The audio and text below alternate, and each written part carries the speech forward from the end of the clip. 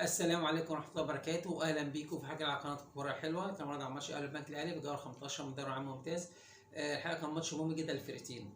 الأهلي منتشر فوز على نادي الزمالك، ديربي القاهرة رقم 125، فوز مع نتيجة مع أداء. الحقيقة الفريق جاي معنويا، زي ما بيقولوا معنويا في السماء.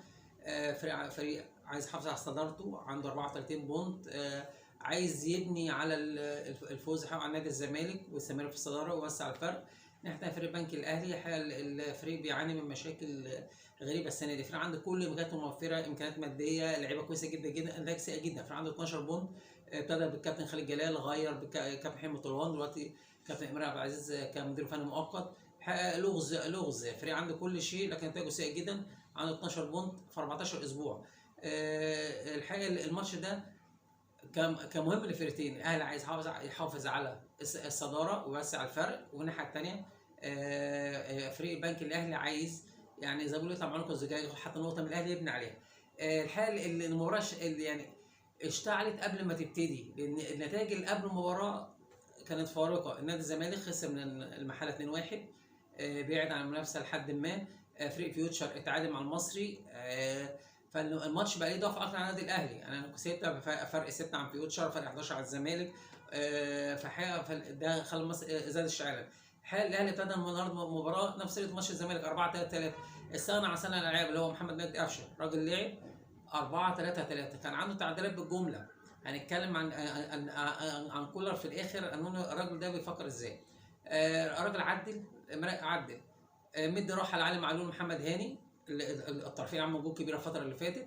ابتدى احمد نبيل كوكا طرف شمال. ابتدى هنا حقيقه هو خلى فتح الماتش اللي فات كان بيلعب مساك، رجع المركز الاساسي اللي هو باك يمين، وابتدى برامي ومتولي العاد من الايقاف. الحقيقه رامي كان ضال جدا ماتش الزمالك، عمل مباراه ممتازه. خط الوسط احتفظ بديانج وحمدي فتحي، زود عليهم مروان عطيه كلاعب خط وسط ثالث. الثلاثي الهجومي ابتدى بطاهر، ما كانش حد برضه يبقى ريحه. احمد عبد القادر المتالق الفتره الاخيره، ومحمد شريف البديل اللي جاب جول الماتش اللي فات، حب يديله استمراريه ويديله ثقه. نادي البنك الاهلي لعب بطريقه، هي طريقه على الورق 3-5-2، يعني هو على الورق، بس هو الحقيقه هو كان بيحولها، يعني كان بيحولها مع الوقت ل 4-5-1 رباعي. خماس خط الوسط كان عليه كبير جدا، يبني على الاهلي ان هو يبني الهجم، يضغط على الاهلي من بدري. النهارده كابتن ماجد كان بيلعب بطريقه مميزه. كان بيلعب متقدم على منطقه جزاء حوالي 20 يارده، يعني بعد نص ملعب حوالي 20 يارده. فكان بيحاول يبعد الخطوره عن مرماه، ان هو يحاول يعمل كثافه عاليه جدا في خط الوسط، بحيث هو يقطع الكوره من بدري، يمنع الاهلي ان هو يطلع بالكوره. الحقيقه الخطه نجحت اول ربع ساعه. الاهلي ما فيش ولا فرصه من النادي الاهلي مش عارف حتى يعني ايه يوصل بشكل ايجابي. ابتدت المباراه يعني شويه في نفس الوقت. البنك الاهلي النهارده لعب برباعي هجومي، دي برده كانت مفاجاه. هم متاخرين في خط الوسط. هو اللعيب الوحيد اللي هو ناصر منسي هو راس الحربه، بس كان بيكمل معاه اسامه فيصل، بيكمل معاه قعود. كان بيعملوا محمد هلال بيعملوا زاد العاديه معاه، ان هو يحاول يخطف من الاهلي. انا بعمل كثافه خط الوسط، بس في حاله استحواذ الكوره بحاول اعمل هجمات سريعه، نحاول اخطف جول ساعه ماتش على الاهلي، امشي ماتش زي ما انا عايز. دقيقه 15 اول تسديده لعاصم صلاح فوق العارضه. دقيقه 16 اول تسديده للاهلي، مروان عطيه ضربه جزاء في سهله في ايده ابو جبل. دقيقه 17 الحقيقه بعد خطا دفاع من ديانج في تمرير خط الوسط، اتقطعت الكوره وراحت خطيره جدا لمحمود قعود، لعبها فرصه هدف مؤكد، وراحت بجور الايمن اليمين للشناوي، كانت فرصه هدف حقيقي كان ممكن يقلب المباراه تماما. بعد كده المباراه هديت، الاهلي بيحاول يتقدم على استحياء، بس مش قادر يوصل بالخطوره الكافيه. الكثافه العدديه والضغط الدفاعي اللي عامله فريق بنك الاهلي منع الاهلي من ده. لحد ما جت الدقيقه 31، ديانج، قلنا ديانج يا جماعه لعيب صداده، لعيب بيفتك الكوره، بيضغط بيقطع، بس ابتدى يزيد عنده، يعني واضح ان ده شغل مدرب. التسديد ابتدى يزيد عنده، الاختراقات بقوته الجسمانيه الهائله بيخترق. هنا برضو اوبشن جديد، التمرير. لعب تمرير من خط وسط الملعب، ضرب دفاع كله احمد عبد القادر. اللي بيفتح دايما على الخط، بيفتح الملعب. سلم كره عدى بشكل ممتاز، لعب كره عرضيه. اندفع هنا قلنا ماتش الزمالك كان حمدي فتحي هو اللي بيندفع، لا النهارده مروان عطيه هو اللي كان بياخد الدور ده، الدور اللي هو اندفع جوه منطقه الجزاء، اندفع خد الكوره لنفسه بشكل كويس جدا باليمين وشاطها بالشمال، ابو جبل تالق في صدها، كملها محمد شريف في الجون، هدف النادي الاهلي. هدف مهم جدا في طريقته، مهم جدا يعني يدي ثقه للفريق، ما يوتروش لما ضرب الشوط الثاني وابتدي ادور على جون واجري واتسربع الكلام ده كله.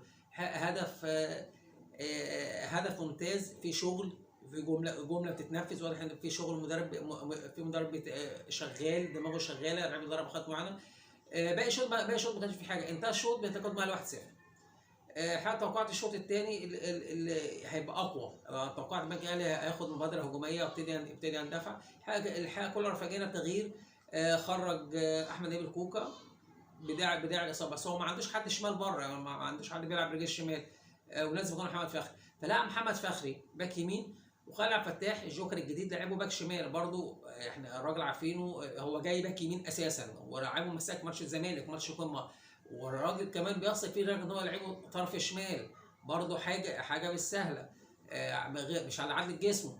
الراجل ابتدى بكده، حاول بنك الاهلي يعني ياخد يعني ايه حمى البدايه في اول شوط زي ما يقولوا، كان في كورتين ناصر ماسي تزيزتين، واحده شمال واحده باليمين، ما شكلش خطوره على النادي الاهلي، بس يعني ايه كانت محاولات لحد دي تقريبا المحاولتين الوحيدين في الشوط الثاني كله، لان بعد كده ابتدى الاهلي يفرض ايقاعه، ابتدى يعتمد على النقل المباشر السريع في المساحات على الاطراف. طاهر الحقيقه النهارده الواحد اللي عمل مجهود خرافي، واحمد عبد القادر.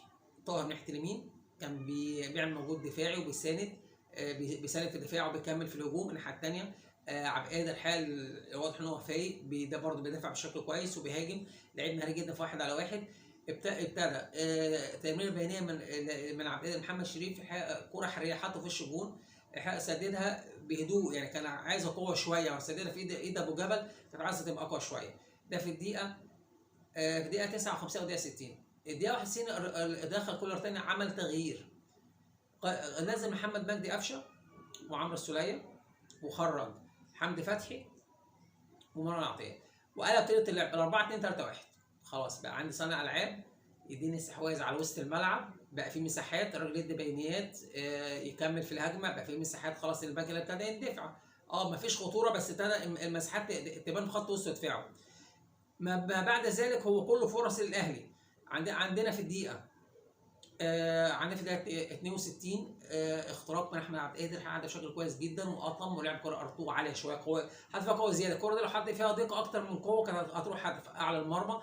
ده 64 اختراق تاني احمد عبد القادر، عمل اداء ممتاز، اخترق وعدى المره دي ناحيه الشمال.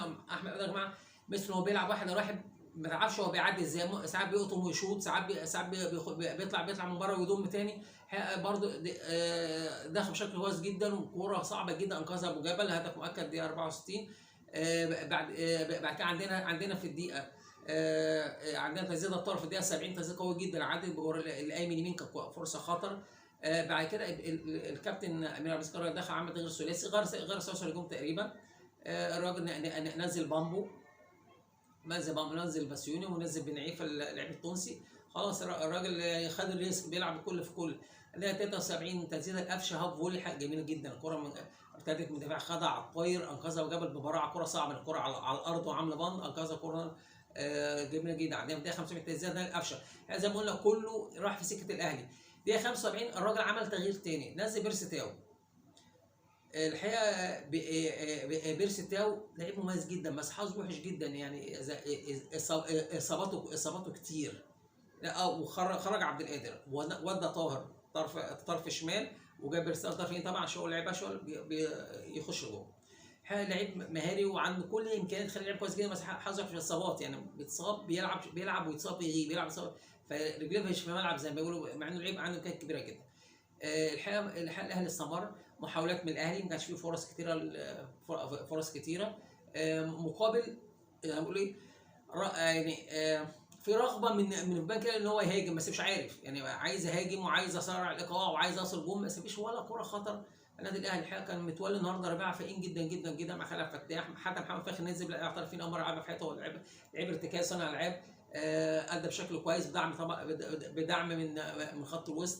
الراجل عمل حركه برضه الدقيقه 90، نزل شادي حسين مكان محمد شريف، هنا برضو التغيير دي تغييره نفسيه، يعني عشان حسين عايز اقول له ان انت مش بعيد، يعني دلوقتي بقى في كهرباء، في محمد شريف وبيرسي تاو رجع، بس انا برضه عايز اقول لك ان انت مش بره الصوره، مش شايلك من دماغي، فبنزلك حتى لو دقيقه دقيقتين هديك بعد كده. دي برضه يا جماعه تعاملنا الصحيه يا جماعه حاجه مهمه جدا. ثلاث مرفوز النادي الاهلي 1-0. لان النادي خد مكاسب بالجمله. المكاسب دي ان اولا الفريق رفع 37 بونت، بيتفرق عن فيوتشر 6، عن بيراميدز 7 اللي كسب سموحه، عن الزمالك 11. فطبعا عارفين كده كان الزمالك هو المنافس المباشر، المنافس الاخطر على الاهلي. الكوره في مصر الاهلي والزمالك، بيراميدز ممكن يخش ياخد ثالث ياخد ثاني مره زي لكن طبيعي المنافسه، فانا بعدت قوي عن المنافس المباشر. طيب انا عندي كاس عالم انديه كمان اسبوع ان شاء الله، فانا مش هلعب الفتره الجايه، فانا رايح كاس عالم انديه وانا متصدر فرق مريح، يعني فرق 6 نقط، قرب منافسيه، يعني ممكن اروح وارجع والفرق بتلعب وانا لسه في صداره، فنفسيا رايح حاله معنويه كويسه. الفرقه خارجه بدون اصابات، برضه حاجه ممتازه. لعيبه رجعت من الاصابه ولعبتها، لعبت السوليه اطمنت عليه، لعبت بيرساو اطمنت عليه. لعيبه جوه داخل الفريق ابتدت تشتغل. مروان عطيه الحقيقه عنده ثقه في نفسه شخصيه، ما تحسش ان هو غريب على الفريق، بيأدي بشكل كويس. خلع فتاح الجوكر الجديد. انا برضه يا جماعه خلع فتاح برضه لازم يتنسب لكولر. الراجل ده هو اختاره، هو الراجل شافه واقتنع بيه وقال لهم انا عايز اللعيب ده.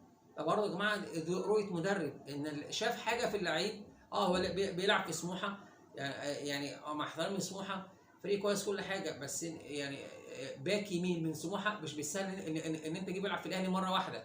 لا الراجل شافه وشاف في حاجه، والراجل النهارده بيثبت له ان هو لعيب جوكر. بيفكرنا باحمد فتحي، لعيب باك يمين تمام شغال مفيش مشكله، مساك شغال مفيش مشكله، باك شمال مفيش مشكله. واتوقع حتى يعني هو لعيب عنده قوه وعنده قدره عنصر ان هو لو لعب ديفندر هيأدي فيها بشكل كويس. يعني انت لو لعبت ديفندر كمان مركز 6 او مركز ما هيأدي فيها بشكل كويس، ان عنده الامكانيات دي. صفقه هي النادي الاهلي، هو جاي اعاره 6 شهور 6 شهور اعاره مجاني 6 شهور. في حاله الشراء الاهلي يدفع 10 مليون جنيه. انا شايف الاهلي يفعل من دلوقتي، لعيب واعد، لعيب مستقبل، 24 سنه، لعيب هيديك، عنده شخصيه النادي الاهلي، شخصيه البطل، عنده هدوء اعصاب، عنده تركيز في الملعب. الحاجات دي مش بس انك تلاقي فيها لعيب، ممكن اللعيبه بتيجي بضجه وهليله ويجي ما يستحملش ضغوط ويمشي ما تحسش بيه، ومع انه جاي بزفه زي ما بيقولوا ويمشي ما تحسش بيه. ده مكسب تاني. تاني حاجه ان الراجل النهارده يا جماعه كولر اتكلم عنه، هو عايز يقول للعيبه حاجه، ان انا ما عنديش نجم. النجم هو الفريق، النجم هو اللي يلعب. انا النهارده غايب عني لعيبه، غايب عني محمد عبد المنعم احسن مدافع في افريقيا، غايب عني معلول، غايب عني اكرم ربنا يشفيه هو وكريم فؤاد، محمد هاني الموجب بريحه، انا غايب حسين الشحات متالق الفتره الاخيره بريحه، كهربا اللي قد اخر ماتشين بشكل ممتاز. لا انا ما فيش مشكله، النجم هو الفريق. ده المدرب، ان انا ما عنديش لعيب واحد او اللعيب ده بيكسبني، او اللعيب ده غاب فهخسر، او اللعيب ده ملوش بديل. لا الراجل ما بيشتكيش. عندي لعيبه، عندي سكواد 30 لعيبه، 35 لعيب باللعيبه الشباب بشتغل عليهم كلهم. وبرضه حاجه يا جماعه، ان اللعيب برضه لما يحس المدرب بيدي فرصه للكل، انا كلعيب بموت نفسي، بحس ان انا خلاص هاخد فرصتي. ما كانش وقت يبقى يعني الراجل حتى كلامه يا جماعه هدي فرصه للكل، هدي ده وهدي ده. ابتدى يدي مصطفى ميسي كان بعيد عن الصوره تماما، ابتدى يديله خلاص، ابتدى كوكا يديله برضه ما لعبش حاجه ثانيه خالص، ابتدى يديله. راجع عايز اقول يا جماعه النجم هو الفريق. اللي بيعمله كولر يا جماعه الموسم ده هو الاصعب، ان انا ببني فريق، بفرض شخصيتي على الفريق، بعرف اللعيبه طرق لعبي تدريبي بشربها لهم. الراجل نجاحه السنه دي ان شاء الله لو نجح هو ماشي بخطه كويسه. السنه الجايه واللي بعدها ربنا يسهل وكمل، هيبقى كل ده اسهل. خلاص انا بنيت الاساس اللي هقدر اعلي عليه بعد كده. الراجل مدرب محترم، مدرب واعي، مدرب هادي، ما بينفعلش، ودي حاجه مهمه. اللعيبه واضح ان اللعيبه بتحبه وبتحترمه، دي حاجه مهمه يا جماعه. اللعيب يحترم المدرب ويحبه. هو راجل صارم، بس في نفس علاقته جدا باللعيبه، ودي حاجه صعبه انك تبقى شديد مع اللعيبه في نفس اللعيبه تحبك. اللعيبه عارف انك ما بتظلموش، لا انت بتشتغل لصالح الفرقه مش لصالح مجموعه من اللاعبين، ان انا هلاعب ده كده مكانه محجوز. لا انت كويس هتلعب، مش كويس مش هتلعب خلاص. فكل لعيبه عارفه انها هتيجي لها فرصتها، لما يجي لها فرصتها استغلها. الحقيقه النهارده زي ما بقول مكاسب جمله النادي الاهلي. الف مبروك. انا اسف نجم المباراه، ما فيش نجم مباراه ممكن نقوله محدد، يعني رامي ربيعه ممتاز، متولي ممتاز، خالد عبد الفتاح ممتاز، حال طاهر النهارده عامل مجهود بدني خرافي، احمد عبد القادر بمراوغاته واحد على واحد بيعمل خطوره دايما. فالنجم هو النهارده هو النادي الاهلي. الف الف مبروك النادي الاهلي، اتمنى تحليل عجبكم، تعملوا نشاط قناه. السلام عليكم ورحمه الله وبركاته.